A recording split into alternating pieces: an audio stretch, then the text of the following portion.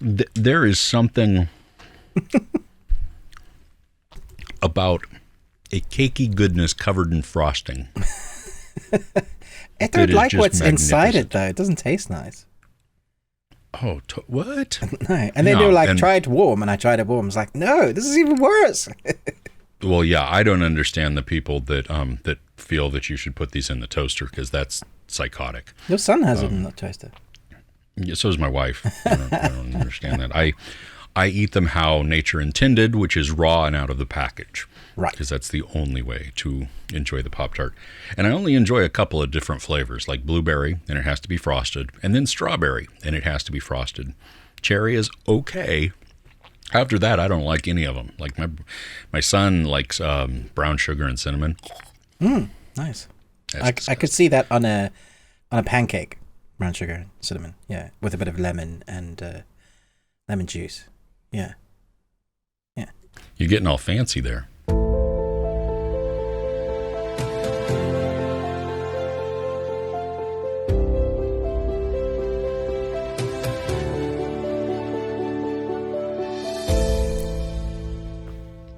And welcome back to the best thing you watched this week. I caught Chris drinking from his coffee. Busted. That's Chris from Movies and Munchies, myself, Ruben from the Ruby Tuesday. If you're listening on audio and Chris has a deeper, gruffer voice more than usual, it's because he has a manly cold, and we all know how deadly those are. So, send him along your sympathies. If you're a woman, you must understand, if you've been with men, how bad the colds are. It's like giving birth, really. It's just really terrible. Oh, wow, you've just opened up like shots fired here. I'm ducking out of the way. Chris has not said any of this. I speak for both of us, Chris. Oh, no, you do not. All right. We got our normal formula this week. We're going to talk about the movie quiz, whoever won the movie quiz, and Chris will do another 3 for us. I will ask all of us a stupid question. We would talk about the best thing we watched and the worst thing we watched in our audio exclusive segment, along with a movie that Chris hasn't seen, but I've seen a number of times, and I've been wanting him to watch this for ages. Which is that? Excited. What's that one? I saw a different name there. It is Odd Thomas with Anton Yelchin. Yes. I watched it again. I'm glad I did. I went completely out of focus. Chris is blurry. It's all good. That's the height of professionalism. So I think, our Patreon is there. It starts at £1. We've got new content pretty much every week on there. Our Patreons ask us, depending on what tier you're on, because it goes from £1 and it goes higher, you can ask us what you would like us to review, whether it's movies, TV series, or you want to jump on with us and discuss something entertainment. That's what we do on the Patreon. Audio exclusive content as well as the video content. There's just more like in the extra audio bit. So that movie I was talking about, that we're going to be talking about, the worst thing we've watched this week, that's what we're going to talk about, as well as entertainment news and what we are looking forward to. And I'm excited. These what we're looking forward to in the next few weeks are just going to get better and more interesting, because this is the time of year when we get the big titles. Studios start putting out the stuff they've been holding back towards the end of the year.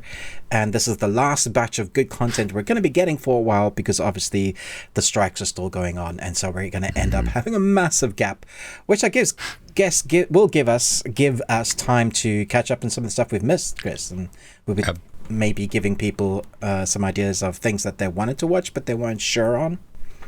Yeah, absolutely. Yeah, I think as it slows down, which I really hope it doesn't, because that means that the studios have decided to pay everybody a fair and living wage and give them residuals, and all of the demands are met, which are not outrageous by any means. They are.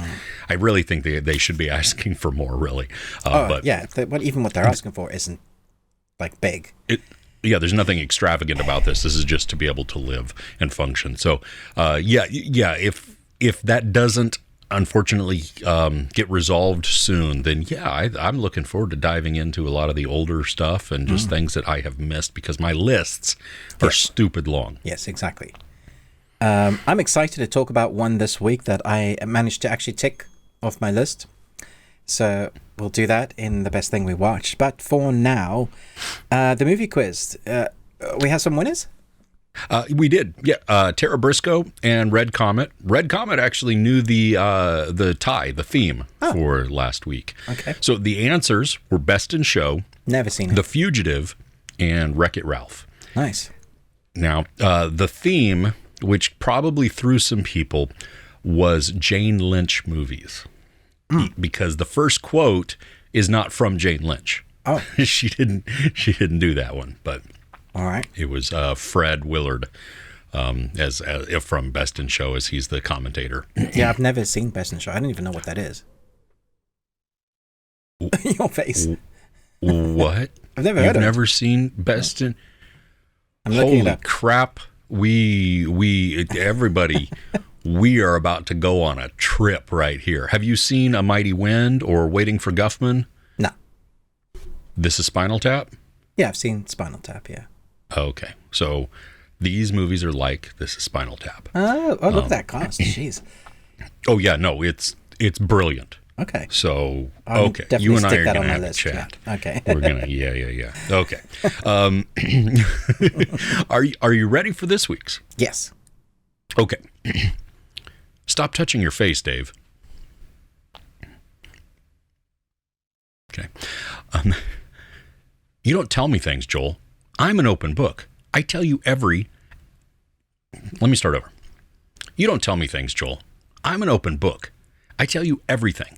Every damn embarrassing thing. Last one. I don't know, but I think what I've got is something slightly resembling gumption. Recognize that one.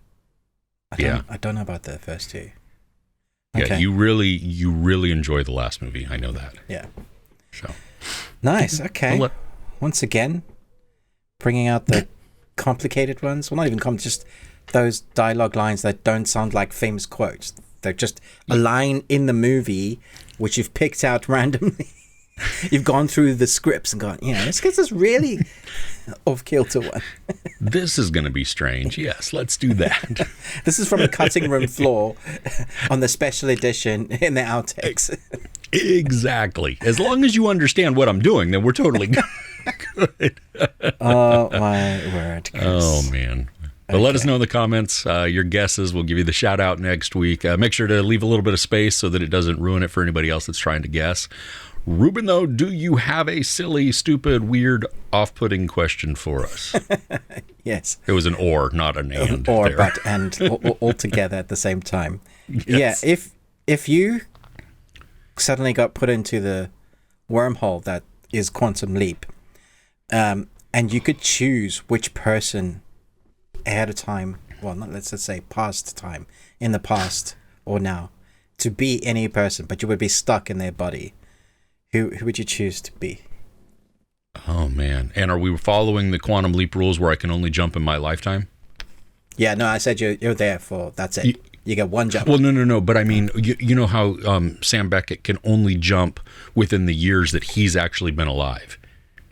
It's not like he can jump back to the 1800s. No. We're not following that. Look, doesn't Sam Beckett go back in the past? Well, yeah, he goes back in the past, but I thought he could only jump within his lifetime. Well, you know what that means is it's a time for a rewatch, because that is an excellent show. Yeah, it's been a while. I don't know if it holds up. There's a remake that I started watching. I was like, I can't. No, can't do it. No. I believe the first episode takes place in my hometown of Sacramento. Yes, it does. Yeah, that's funny. Okay.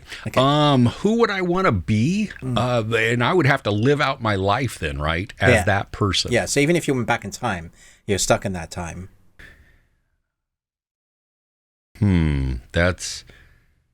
That's tough, because like if I go too far back, everybody dies really, really young or horrible deaths. Yeah, so you choose someone famous, and they're probably in a battle, caught some disease, your husband or wife chopped your head off, those things. Yeah. I would like to be, even though he died young, Tutankhamun. I think that to see ancient Egypt, which at that point even still wasn't even ancient. It was it was newer because some of the things were older, way older. Yeah. That would be interesting, I think. I know I would die very soon, and I don't know if he was murdered or not, but yeah. How about you? What's a toss-up between two? Like, if the Bible is accurate with Abraham, then he was like 900 years old. So you get to live a long time. But everything that he went through, I'm not sure I want to experience all of that.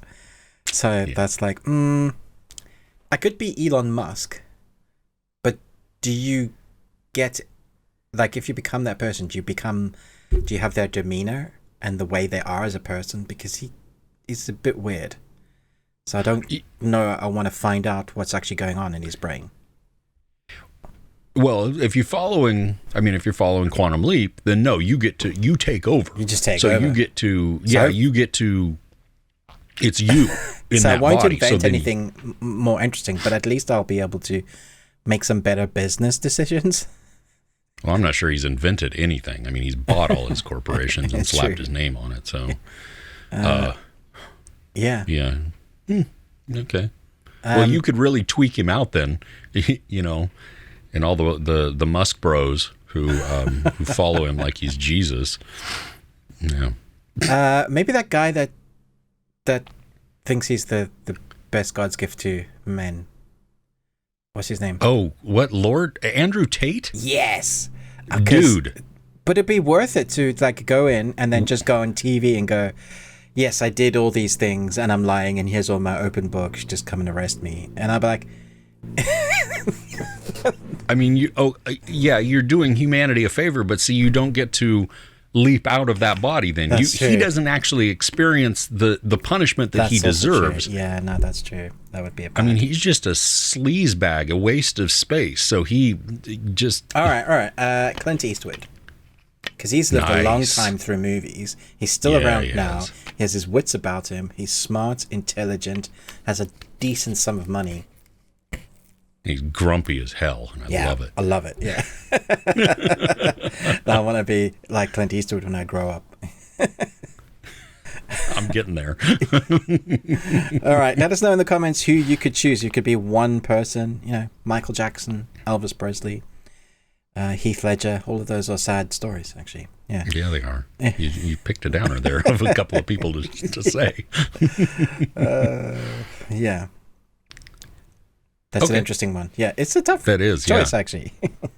Yeah, well, and you could also be like, the elderly person down the road, but 75 years ago.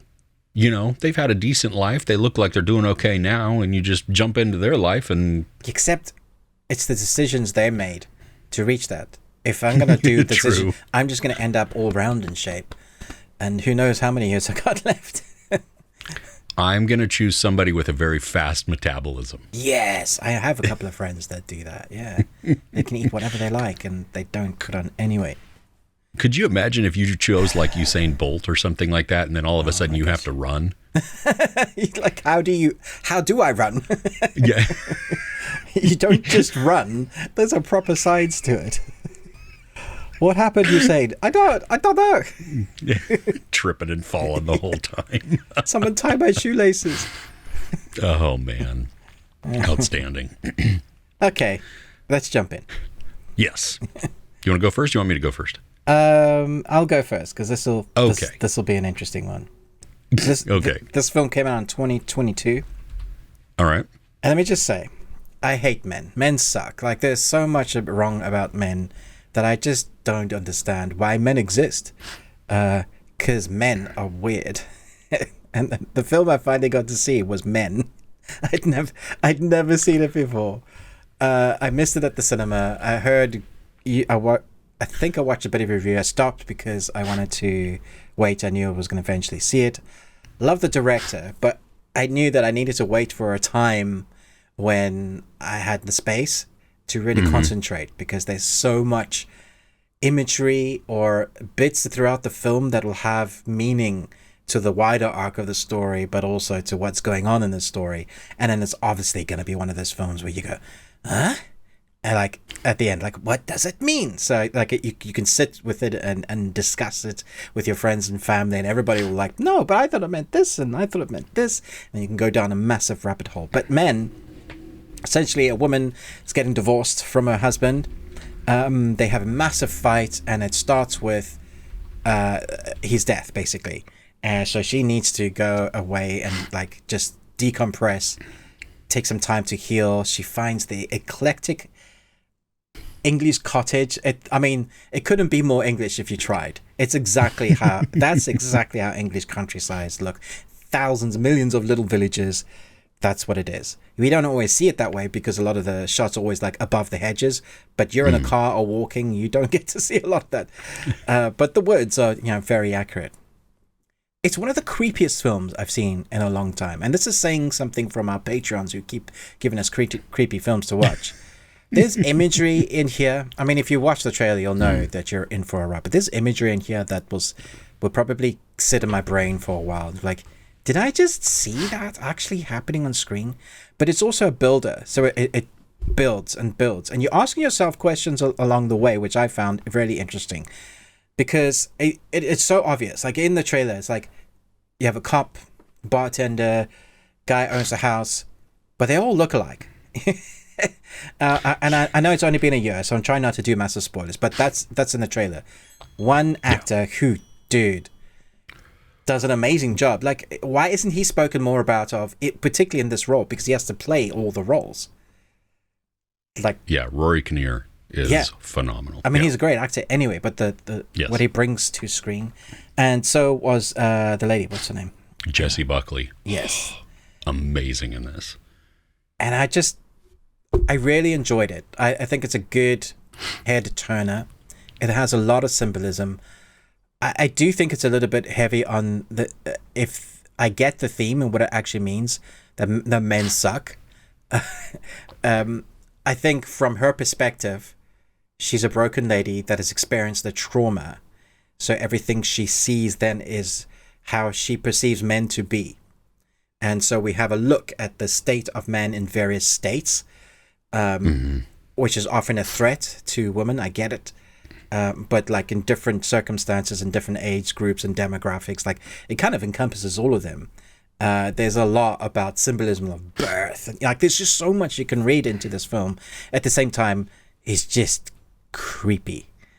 I was thinking it was all a dream. Like, she was unconscious or she was at home. But then there's a moment as the credits roll that like her friend comes to visit and she sees something and you're like, oh, so it's real? Okay, so what did you think of the film? Did you like it? I remember really liking it, more than some. It has been quite a while. I mean, I didn't see it. I saw it when it came out, so it's been over a year, from that. I did really enjoy a lot of the symbolism, a lot of the messaging. If I'm remembering correctly, that part of the thing, and I mean, yes, it is saying men suck, but it's not an attack on men. It's more on the cycle of trauma that can be created, and unless it's stopped, it will continue and continue and continue. And and so she's experiencing that, and she's witnessing it and seeing it. And it's all, I mean, obviously it's framed by her experiences, but it also paints a picture of how, like you said, I mean, Rory Kinnear plays all different characters and different stages of life. The young boy, that's disturbing because his face is how he is, and it's just it's unsettling. It's CG as well, so that's the only thing. It didn't work for me. I was just like, it was I would have much preferred him to be like on his knees or something like that, kind of like Dorf on golf. I think you could have gotten away with him, like on his knees through the bush or the leaves or something, and make him. You could have done something to. You didn't need to have it full in view of the audience, because that kind of took me out. I was like, well, that's not real at all, is it? Yeah, I do like that it displays how it doesn't matter who you are or what age you are, that you can be a trauma inducer. Yeah. You know, and that if you have that in you, if you have not broken that cycle, whether it was thrust upon you and you're now continuing it, or if you're the one starting it, whatever that is, if you don't take the steps to break that, then it just continues on, you know, and we watch that birth scene, which is horrific and disgusting. But then there's also some real folklore characterizations. There's a thing about the Green Man, which is thousands of years old, which is obviously part of the main kind of the mysticism that surrounds the story, which I thought was really interesting. And you have, I mean, one of the characters I believe that Rory Kinnear plays is Adam, right? Yeah, I mean, like at the forbidden fruit, the tree with the apples, it totally makes sense. Yeah. So it's I'm glad you saw this. I'm glad you liked it. It's weird. Oh yeah, totally. Yeah, and it is certainly not for everybody. I mean, that's but I think that's one of the better kinds of movies. Oh yeah, I mean, like his movies, there's a lot of people that just either loved Ex Machina or didn't. And then there's a couple of others that he did that had the same feeling. Did he do Annihilation? Yes. Yeah, he did. Yes, he did. Yeah. So, Alex Garland. I need to revisit Annihilation because the first time I saw it, I was not a fan. Yeah, I remember you saying, yeah. So I'll have to go back. It's on IMDb. It's on Netflix here in the U.S. So it is on IMDb also, just in case anybody was wondering. Just like every other movie. So will you revisit this one? Do you think anytime? Yeah, I might in the future. My wife. I think it'd be interesting from her perspective. She was watching it the beginning with me, and then she had to go out. But I could see she was absorbed in trying to figure out what was actually going on. Yeah.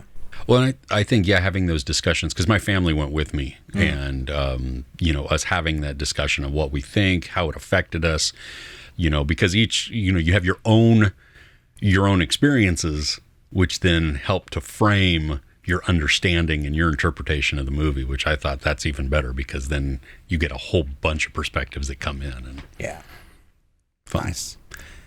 Cool. So what's on your first on your list? The first on my list was a movie that I was on vacation this past week, so I missed out on some screeners or some screenings, and so I went to the theater, and it was not a packed theater. It's getting decimated in Rotten Tomatoes, but it's called The Last Voyage of the Demeter. And you can probably hopefully tell that because it's on my list, it is one of the best things I watched this week. It's a Dracula story. It's from Bram Stoker's Dracula, but it's a single chapter within that novel. And they've made a movie out of that. It's contained, self-contained. We're on a ship, and the ship is going from the Transylvania. Well, Carpathia, I don't know where that's at exactly. I don't remember, like near Romania, something like that. And then to London. Yeah. And along that 4-week journey, there's cargo on the ship, and one of the boxes contains Dracula. And so we watch this, and what happens at the very beginning of the movie, we see a ship that has been run aground. The titles at the screen, I mean, these aren't even spoilers because this is like before the movie actually even really starts. It tells you the backstory of what's going on and it just the lore. And so the ship has been wrecked on shore, and there is no crew. And so then we then flash back 4 weeks to watch the events play out. It's billed as a horror, but it's not really a horror in your traditional sense. It's more of a horror if you think back to the old monster movies, where you have, the shadowy figures and the intensity. Yeah, well, there is. There's a couple of scenes where we see just a little bit of Dracula, and it reminded me like they might have taken some inspiration from Nosferatu, and nice. But which I thought was great. This is awesome, It's thrilling. I mean, there's anxiety that's built and some tension and a little bit of stress because it's all the atmosphere. I mean, you have tight, contained ship. It's like they can't go anywhere. They can go overboard, but that doesn't help anybody. But then within there's shadowy places to hide. And so, and even as they look, I mean, you might miss something or whatever. And so it's just out of the corner of your eye. You see it, but then you look back and it's gone. It's gone. Yeah. Love that. And as the voyage progresses, people start to die. And it's horrific, and what it does though is it's unsettling to the crew because they don't know what's going on. You know what I mean? And Corey Hawkins is the lead in this, and he's a doctor. He's university trained, so he's a man of science. And so he looks at all of these things and he approaches all of these like there has to be a reason why this is logical happening, explanation. Yeah, but then he's surrounded by sailors who are nothing but superstitious. Yeah. And so that mix is amazing. I mean, it's really great. It's the pacing feels a little slow at times, so it makes the movie feel a little longer than it is.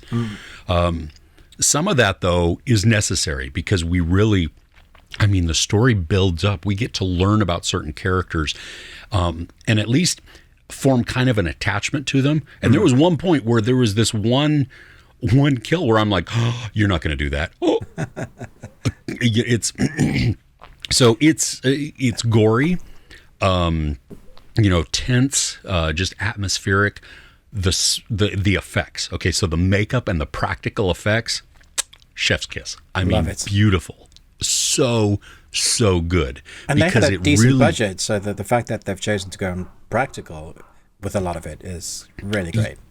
Yeah. Now, the ship parts of it, as the ship is, that's CGI. And some of it you can tell that it's CGI, which that didn't bother me because I didn't expect them to build a full-scale ship, stick it out in the water for this. You know what I mean? Whatever. Get a vampire. And it does. Yeah, exactly. And it doesn't look bad. So it's not like it's like, oh my gosh, the ship is just floating there in some studio and you can totally tell every single time. There are just a few times, especially with the sun and the lighting, that it kind of is a little weird. But outside of that, I mean, it really is like the practical effects. I think you're going to enjoy it because they're done so well. And the movie holds back on showing us Dracula for so many of it. It's great. Yeah, never show your monster very little until the end. Exactly. We do get to finally, and it is, when the reveal comes, you're like, holy crap, because the crew is also now seeing it for the first time too. So our responses are exactly the same. And it's wonderful. I think if you go in expecting super scary horror, like, slasher type of thing, you are going to be disappointed. If you want fast paced, you're also going to be disappointed. If you're going in for like dramatic thriller with just good atmosphere and ambiance and just some growing dread, this is it. I mean, it's really well done. It surprised me. I wasn't sure I was going to enjoy it, or at least to the degree that I actually did. When I walked out of it, I was like, oh, that was okay. That wasn't bad. And then the more I thought about it on the drive home and making dinner and stuff, I was like, wow, you know what? I'm really appreciating more and more of this as I thought through it. So, yeah. It hosts a really decent cast. Like, they're not often A-listers, but they're in films that they can really showcase their talent. How were they? Because I can think of three that were fantastic. There's three additional main players. So David Dastmalchian, it actually took me a second to recognize him. Like he's a little chubbier, and which that's not an insult to him. I mean, he for the character, he's kind of bulked up a little bit and everything, and he is awesome in this because he is no nonsense. He's the second mate. He's very skeptical at certain things, but he's also very superstitious. So that, and he clashes with Corey Hawkins a lot, just their beliefs and their visual, how they see eye to eye on things, or they don't see eye to eye on things. Liam Cunningham is outstanding. He plays the captain, and he is... I mean, if you remember him from Game of Thrones, I mean, he has just this presence. I think he's Davros, right? Is that the name? And he's the sailor also, which is funny. So I don't know. Maybe he's really a sailor in life. He's a smuggler. But in this, he has a fatherly tone to him. where he's looking over the crew, and you can tell that he has a genuine concern for the crew, but he's also very fair and stern. I like him but in that not role. Mean or cruel. Like, you're buying him in that role. Yeah. Oh, totally. Yeah. No, it absolutely works. And then there's Aisling Franciosi, Nice. and she was in Game of Thrones, but what I remember her in was The Nightingale. And that is a devastating movie. Yeah. She's awesome in this. She doesn't speak for a lot of it, so it's just emotive through her eyes and her facial expressions. But she's wonderful within it. I mean, there's so much, I think, to like about this movie that it builds. You know what I mean? It has beats to it that just keep increasing the suspense and the tension, and never to really like trying to scare you, but just unsettle you a little bit, maybe creep you out just a tiny bit, so you get that, ooh, that's kind of weird, or there's a sense of dread, as the character is looking around something, because you're like, oh my gosh, something is going to jump out. I know it. And does it not, and so it's, yeah, a lot of fun. Nice. Could you go watch it again, and this time take a camera with you and record it for me? Because I don't know that we're going to get that in the UK. What? Like, they had There's a release, no release date, and now the cinemas are saying, sorry, it's no longer scheduled at all, and we have no further information as to if we'll get it. That's too bad. That sucks, because especially if you look at Rotten Tomatoes score, you'd be like, Chris, you're kind of, nobody else agrees with you. Well, that's fine. Exactly. Yeah. But I think some of it comes down to expectation, and what you think it's going to be going in. And I think if you go in with the right mindset of like, this is slower paced, kind of older school storytelling drama. Yeah. That has thrilling aspects to it, as well as some, there's gore, so there is horror aspects also. Then I think you can get into the story. I'm actually surprised that they're able to make a 2-hour movie out of a single chapter of a book. I know, it's amazing. You would have felt like that would have stretched out, but the whole premise of just on a boat, contained horror, monster, and put people there trying to survive there in the middle of the ocean at a time when there's no other types of rescue, that makes for a good kind of plot beat. Yeah, and there's an opportunity for continuation of the Dracula story, which we know this is just a chapter in the book, yes, so there's more obviously to the story. Yeah, where I would love to see them take it. To see a new interpretation or a new retelling using taking this director and seeing what he could do. So yeah. All right. What's next? So did you ever watch the American TV series? I think it had about 5 seasons, called Heroes. Save the cheerleaders, save the cheerleaders, save the world. Yeah. You did you like it? Yes, I did. I'm hard pressed to remember if I watched all of the seasons. The first season was awesome. The second season I think was okay, and then I don't remember after that. Okay. Well, I stuck around. In fact, I've seen it 2 or 3 times, like all the way through. Wow. Because I watched it once, and then I watched it once with my wife, and then my son was like, what are you talking about? This airs. And then we watched it, and he loved it. And so, like, we have our favorite characters, Hiro Nakamura, who goes, Yatta! Just such a great character. Peter Petrelli. He's always shouting, Peter Petrelli! Yeah. So good. Anyway, we had this new series drop on Hulu and Disney this week called Moving. It's a South Korean series, like three teenagers concealing their superpowers and their parents who have lived with painful secrets, facing great danger over generations. This is this generation's heroes, and it's South Korea. Oh. Yeah, I wasn't expecting it to be as much. There's an sort of agent hunting all the people with powers. There are the government agencies that have people with powers like being trained and watching what's going on. We have 2 storylines, which is basically the kids that are coming to terms with their powers, but also being kids in school in South Korea. There's a bullying theme that continues to like go in there. But unbeknownst to them, they live like a fairly outside of the world that their parents live in or have lived in, where this agent is like hunting them down, killing all the people with powers. So we have like these two worlds. The parents are trying to protect their kids in the best way they know how, really like tough life. But it's also like coming of age, family, in the best way that they can showcase it, how South Korean series do that, like with K-drama. You have the drama, day-to-day life of what it's like to be in school, how to make friends. We start off with this kid that can fly. He floats, but he can't control it.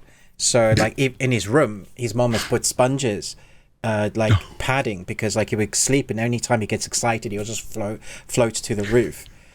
His mom feeds him so much in order to keep him weighted down, but he also has like so much weight. He has like those weights on his ankles, weighted in his backpack, and because of that, he's always late for school. So which means that the person who's late for school gets to clean the toilets after school. So like there's this knock-on effect.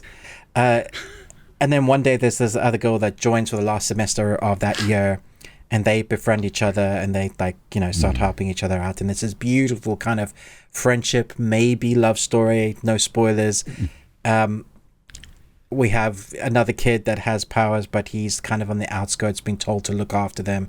And then we have the parents that have been hunted. Dude, like, on the one hand, this could be a PG series, like with the kids and their stories. But when we come down to the fighting sequences with the agent hunting down these parents, these adults with superpowers, it's so brutal. It reminds me of The Boys almost, that kind of brutality. Great fight sequences, really well done with the use of powers that don't feel like it's an X-Men story. It's rather they've learned to control their powers and they're trying to get on with life. I love the way they use powers. You have electricity, and I won't spoil any others for you because you might not guess like some of them that you get in this. Fun. There's 7 episodes that dropped. I've seen 10 because I got screeners. I'd love to know, Chris, if you watch it on Hulu, whether the timing issues has been sorted, the syncing of the dubbing. Oh, sorry, the subtitles. The subtitles. Yeah, because I got them to send me ones from Disney because it's on Disney, and those worked fine. But I wondered if they went back and spent time adjusting it, because you would have to, because it was bad. But seriously, emotionally, I was totally gripped. Like by the second or third episode, I was like in love with some of the characters, loved them. Ooh. And so when stuff starts happening to them, I was just like, no, not that one. Like leave them alone. Anybody but that person. You're rooting for them, but you also know that there's a reason why the bad guys are doing what they're doing. So we get backstory. There's often half an episode that would just go way back into the past and show us how we got to that, or how that person got to that. And it really builds up a nice, like, just, who the characters are by the time. You might not know them when you're first introduced, but they will definitely spend time with the characters. So you know what the parents have gone through. There's a lot of weight to each of the characters because they're built so nicely. So the special effects, I think, look great. I'm not as nitpicky as others on that. I think the acting is really good. The pacing, well done. I know it's 20 episodes, but they've done this thing where they've dropped a chunk. So 7 episodes all together. And then every week, I think it's on Thursday, that they're dropping 2 together. So you get a nice chunk up to the 20th episode. I'll be going back and watching the rest once they're all out. But definitely one of my favorite series of the year so far. Oh, nice. How long are the episodes? 45 minutes. Okay, so this is an investment. I mean, it's easy. But that's nice. Yeah, and that's nice though that when they drop 2, you feel like you're getting an actual chunk of content versus just one. Oh yes, I love that. Ruben has frozen on the screen. It looks like his battery has died and he is like mid-drink, but he's amazingly not drinking any more of the soda. It's just staying exactly where it was.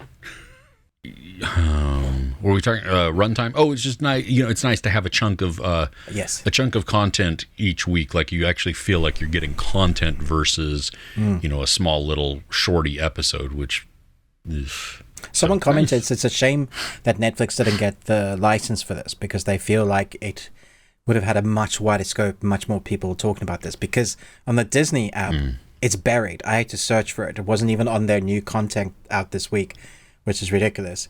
On Hulu, I don't know what it's like on that app, but you'll have to let me know. But even the trailers are really small, and normally with the Korean trailers on Netflix, they get like millions of views, or at least 1 million. And this type of content seems like it's a series that it would cater to a lot of K-dramas, superhero, deep lore, all of that. And there's been really no kind of hype for it, which is bonkers. Yeah, that's I'd never even heard of it until you sent me the link to the trailer. And yeah, it looks great. But yeah, I have not seen any marketing around this in the US. So, yeah. All right. Moving on. I'm going to talk about another horror-ish monster creature feature type thing. I occasionally get sent emails with screeners in them. Like they just send them. PR companies they just send them. Watch this. Yeah, they do. And most of the time, I don't even I'll look at like some of the stills, or I look at the trailer and I'm like, no. This is straight to TV. Forget about movie. Yeah. The camera work is so low quality, and just you can tell. And it's not to say that maybe there aren't something redeeming in there, but this though, I watched it and I'm like, holy crap, how did they, do you have the right movie? Because all your other ones in this lineup are poo looking. This one actually looks cinematic. What's it called? And it's a French and Luxembourgish movie called Wolfkin.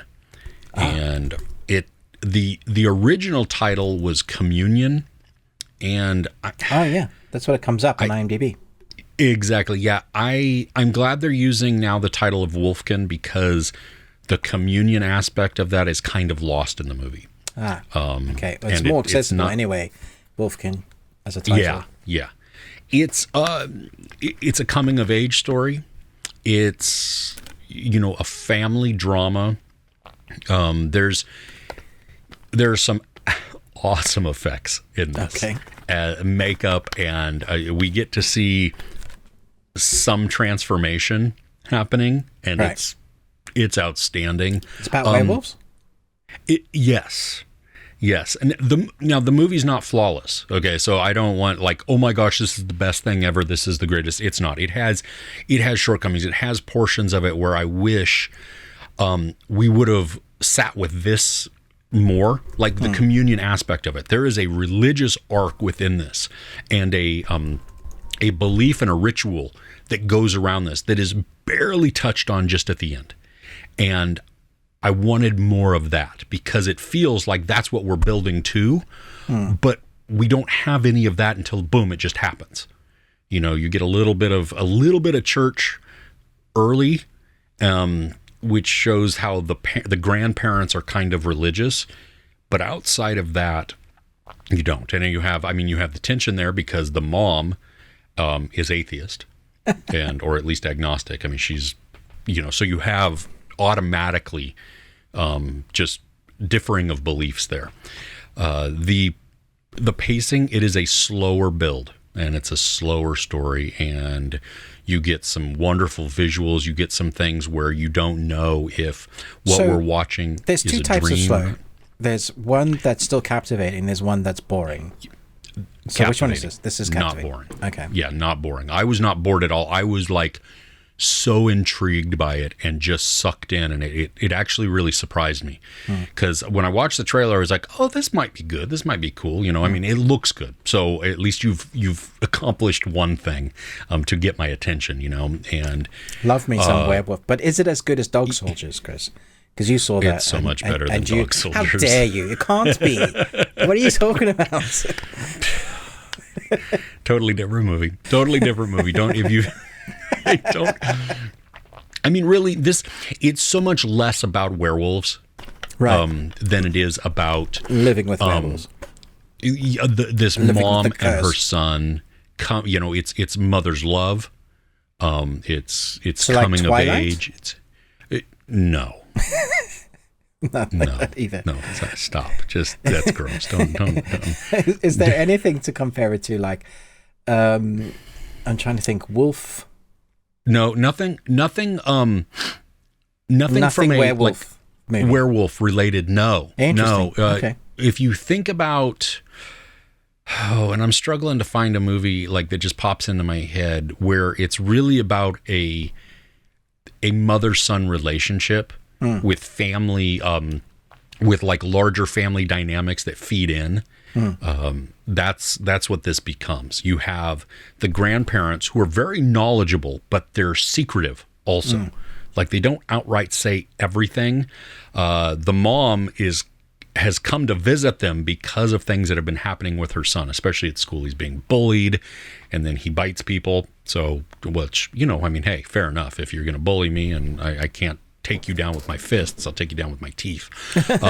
But they, Nice. they go there as kind of a reprieve just to start over, get him away from that environment and everything. Yeah. There's I don't know if it's really her husband, but the boy's father's brother is a trash human being. Okay. And we get to see where he fits within and how he views people who are not like him.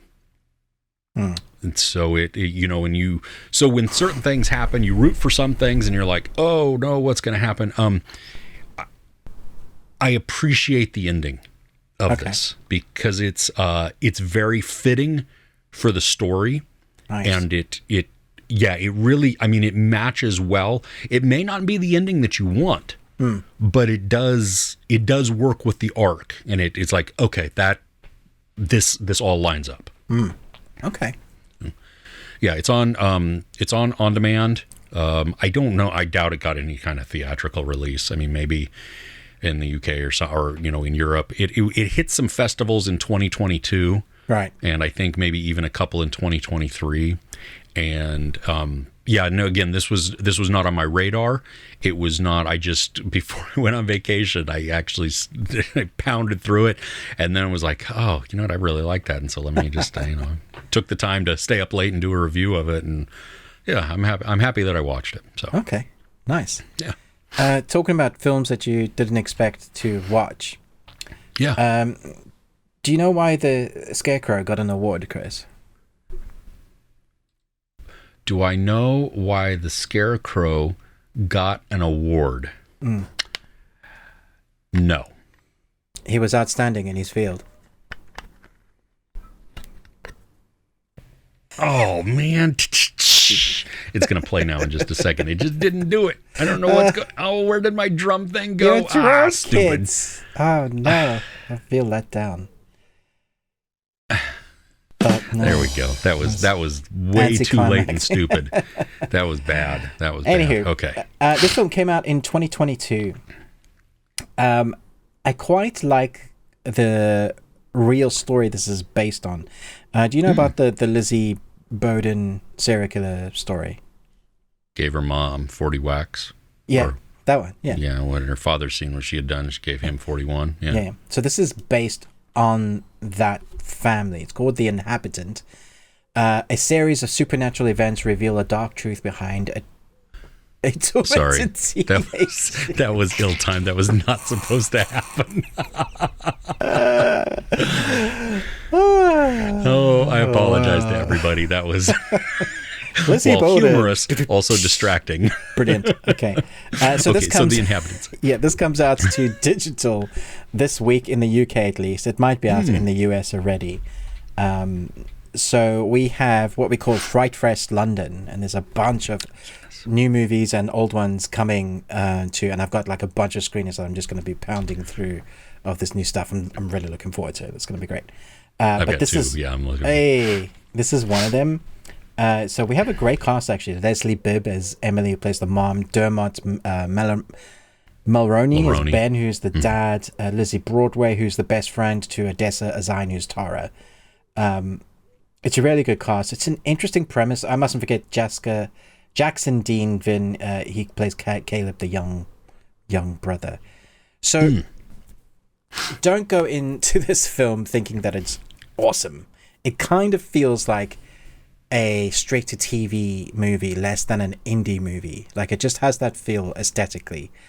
But at the same time, it has some really creative shots that elevated it slightly for me. There were some moments I just thought, I love the transition of that, or I love what you did with the color palette there. Unfortunately, it's also very long in the tooth. The first hour and a half, let me just check how. It's only 97 minutes. The first hour and 10 minutes is the setup of the big climactic ending. Yeah. So it's basically this girl that she knows she is a Bowden, and there's this family curse. And her mom keeps telling her, like checking on her at the age of 16 is when you start getting these dreams, and then if you actually get the curse or you get possessed by a demon or something, you will start killing people. So her mom keeps checking on it because that's the heritage of the family. And so you go with this girl as her boyfriend is moving to another place.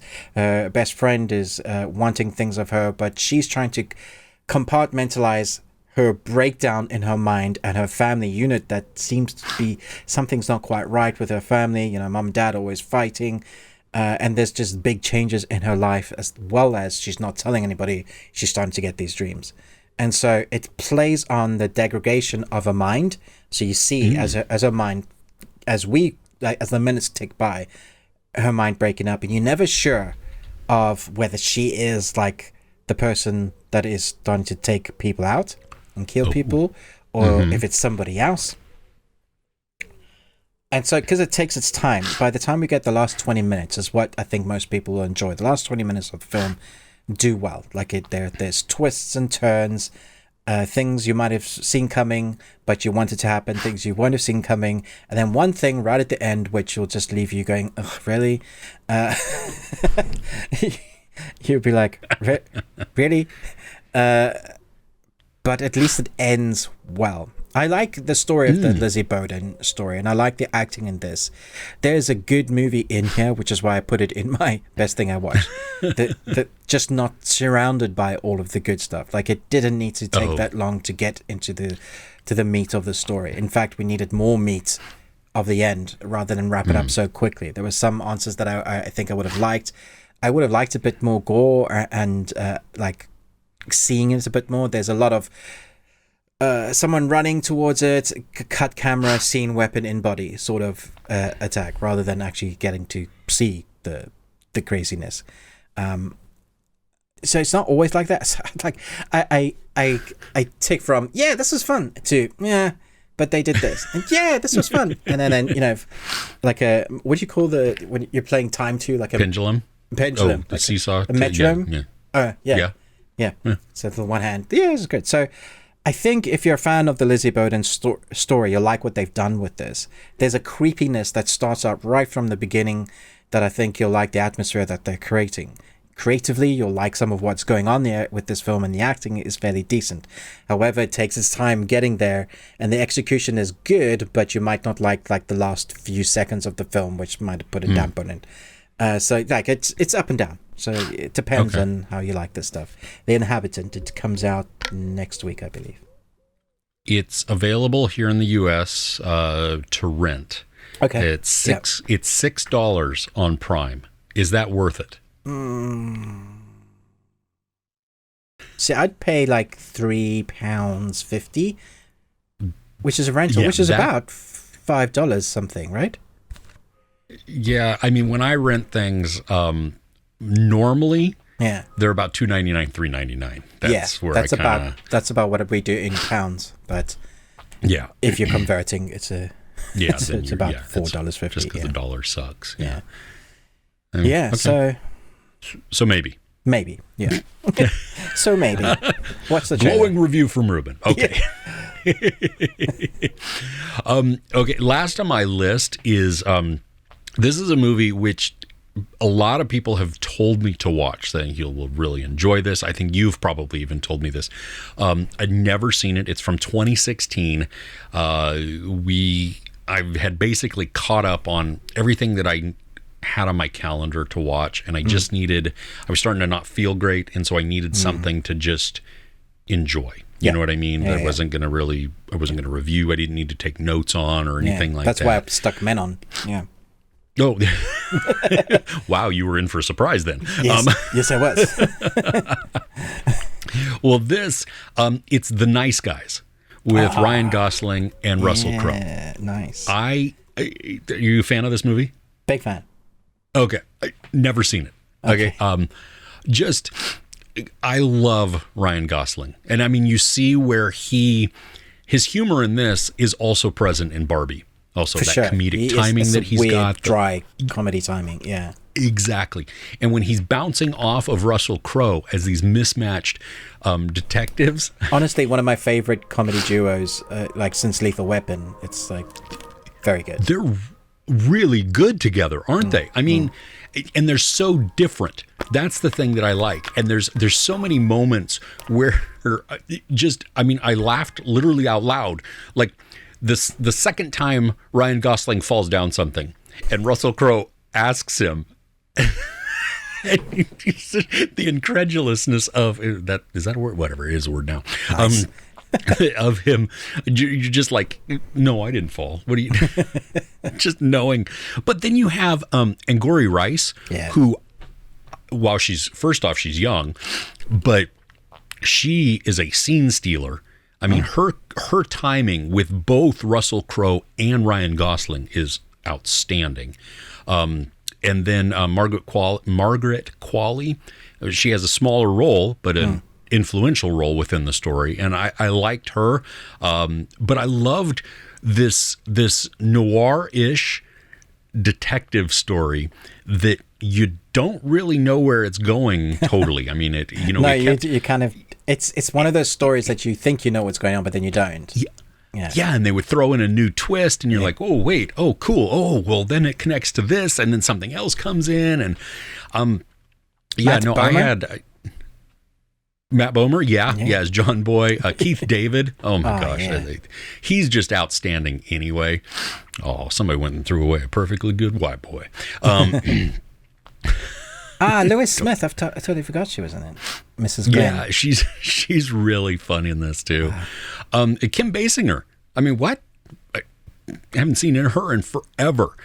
And so it was just it was a lot of fun. The setting of the 70s in LA was kind of weird to me at first because I couldn't totally tell where in time it really was, because sometimes they're talking about things that I don't think were around at that time, or you see some cars that you're like, is that real? You know, not enough to ruin anything. Literally a buddy cop comedy in action. But apart from the two main protagonists, you know why this works. Because Shane Black. He wrote and directed it. Yeah. The guy that gave us the Last Boy Scout, Last Action Hero, Long Kiss Goodnight, Lethal Weapon movies. So exactly, yeah. So he knows the buddy cop. Yeah. And the and it works. Really works, yeah. Oh, dude, yeah. I loved the pace of this. I thought it was it's just under 2 hours, which I don't even think, there's it has a good flow to it. Because it will get exciting, and then it will slow down to tell a little bit more of the mystery and to have them, examine things, and it'll speed back up again. And so, yeah, good time. Yeah. Oh, all right. Do you have anything else? No, I've only got anime stuff. Oh, cool. All right. Well, it's time then for our over 9,000. Over 9,000! It's over 9,000! I love it. What's his power level? Oh, it's going up. No, it's almost hitting 9,000. It's 9,000. No, it's over 9,000.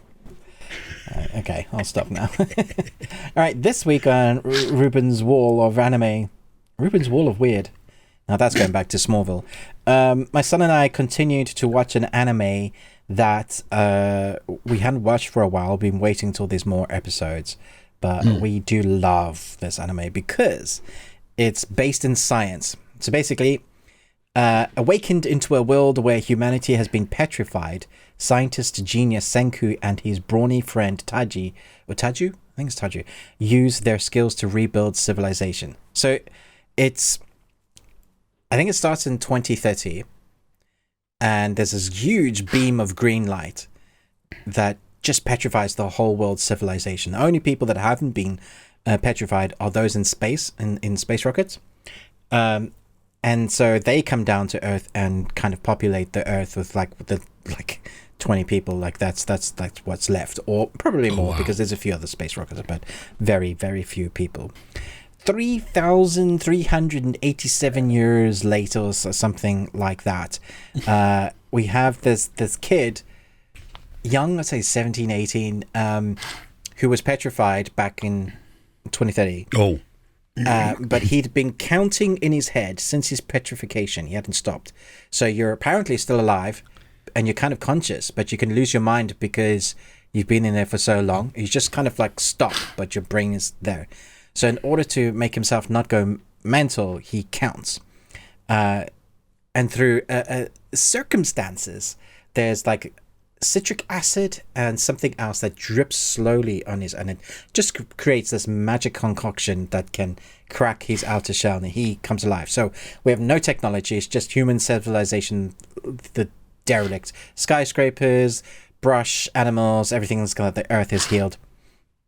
And so what you have is him, this science mind, trying to rebuild civilization. So there's 3 seasons so far. The first season is like 25 episodes, second 12, third is 12, and then there's a short movie episode that's 45 minutes between season 2 and 3.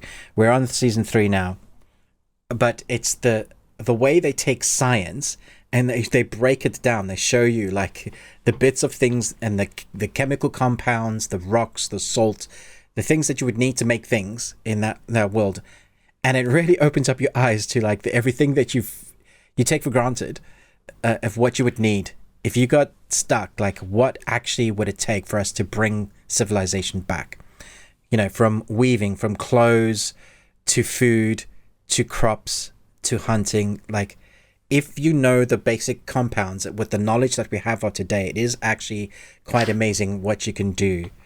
And, you know, things like how do you actually make penicillin again when you have no tools? Like what do we have to defend ourselves with? So there's some antagonists, like he uses more of the magic compound to bring other people back that are hunters and way stronger than him, that have a different ideal. Like he wants to bring civilization back.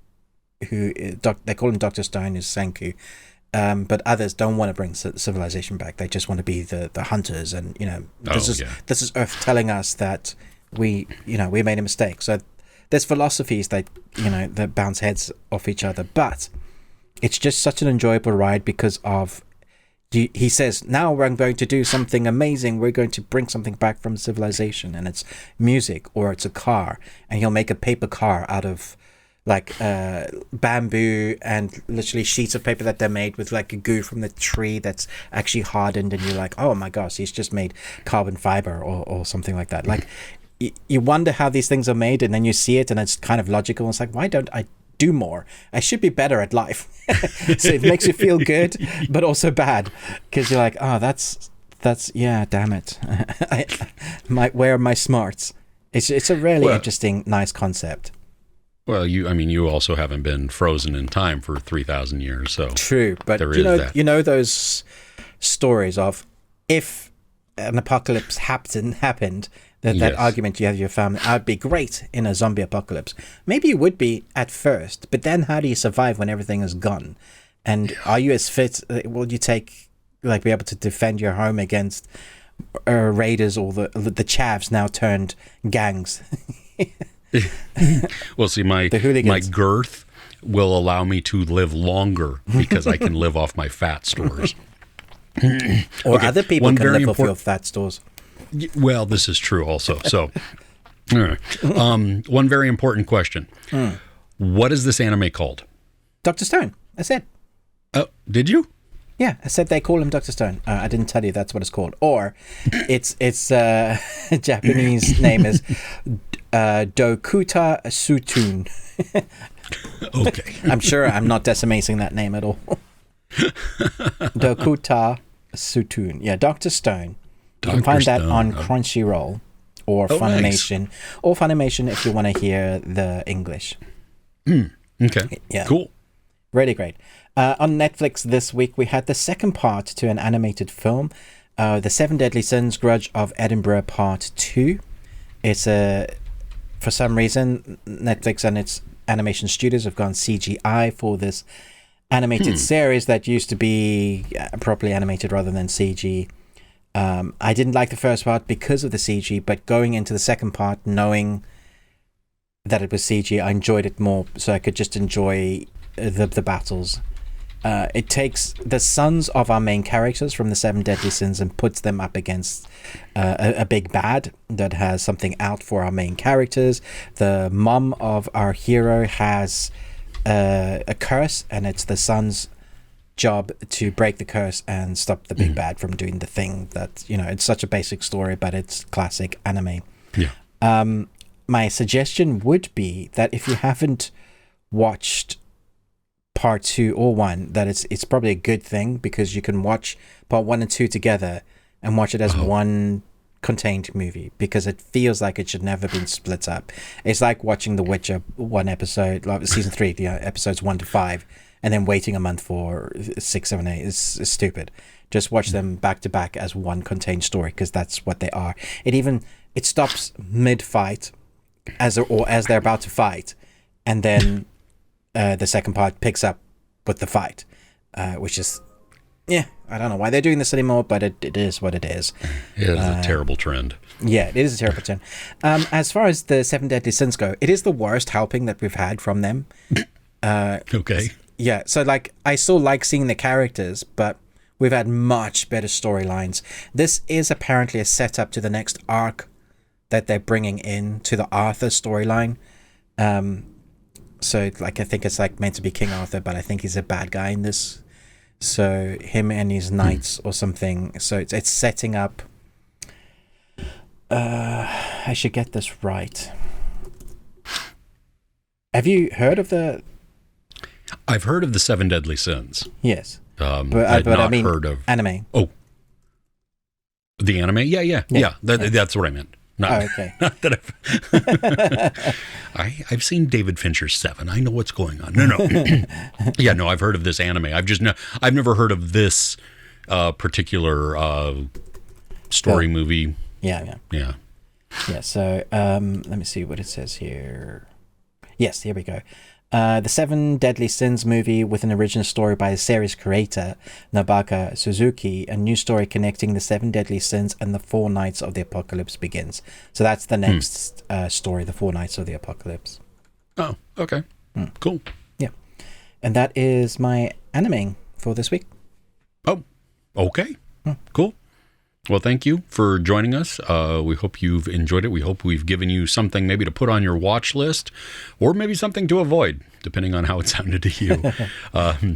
Don't forget, we have a Patreon opportunity at patreon.com/thebeardedones. It's on the screen and in the description below. For just £1, you can get in on that. There are over 60 videos right now, more being added each week. There are even a couple that are outside the paywall, so that you can watch them for free just to get a sampling of what we do. There are also other tiers that give you different types of access and different types of requests, I guess the best way to say that. And so you can check out all of those, patreon.com/thebeardedones. Don't forget, we have an audio exclusive portion to this podcast where we talk about a movie that either we've never seen before or it's been a really long time. We're talking about Odd Thomas this week. It was my first time watch. Ruben, one of his favorite movies. He's been wanting me to see it for quite a while. We're also going to hit on the worst thing that we watched, as well as some entertainment news and the things that are coming up within the next week or so that you may want to put on your calendar. Also, very important, share, subscribe. Ruben with the Ruby Tuesday, me, Chris, Movies and Munchies. All of that really helps the channel, the algorithms, all of that stuff. And so we appreciate your time. We appreciate you sticking around. Let us know what the best things are that you watch this week. Put those in the comments below. With that, we'll see you next week. All right. Take care.